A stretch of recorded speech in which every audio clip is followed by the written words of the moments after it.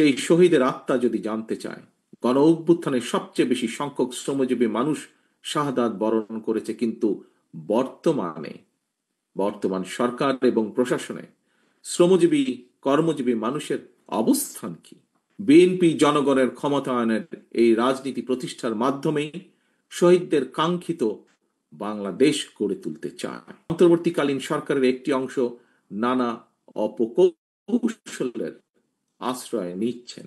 অন্তর্বর্তীকালীন সরকার, শিক্ষাঙ্গন, স্থানীয় সরকার কিংবা জাতীয় সরকার, প্রতিটি ক্ষেত্রেই বিএনপি জনগণের ভোটে প্রতিনিধি নির্বাচিত করার পক্ষে। কিন্তু এইসব নির্বাচন অনুষ্ঠানের ক্ষেত্রে অন্তর্বর্তীকালীন সরকার অগ্রাধিকার নির্ধারণে বিচক্ষণতার পরিচয় দিতে পারছে কিনা, এটি একটি বিরাট প্রশ্ন এই মুহূর্তে জনগণের।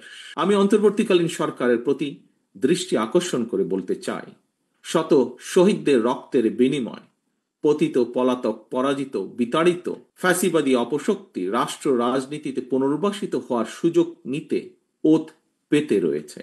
সরকারের যে কোনো ভুল সিদ্ধান্তে দেশে গণতন্ত্র উত্তরণের যাত্রা পথকে সংকটে ফেলে দিতে পারে।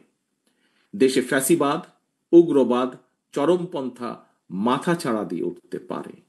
কাজেই এই ব্যাপারে আমাদের সকলকে, বিশেষ করে অন্তর্বর্তীকালীন সরকারকে অত্যন্ত সতর্ক থাকতে হবে, থাকা প্রয়োজন।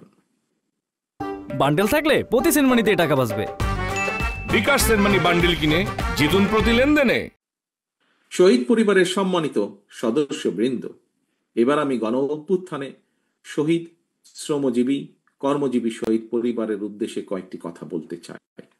আমি আগেও বলেছি, শহীদগণ কিন্তু শুধুমাত্র একটি সংখ্যা নয়।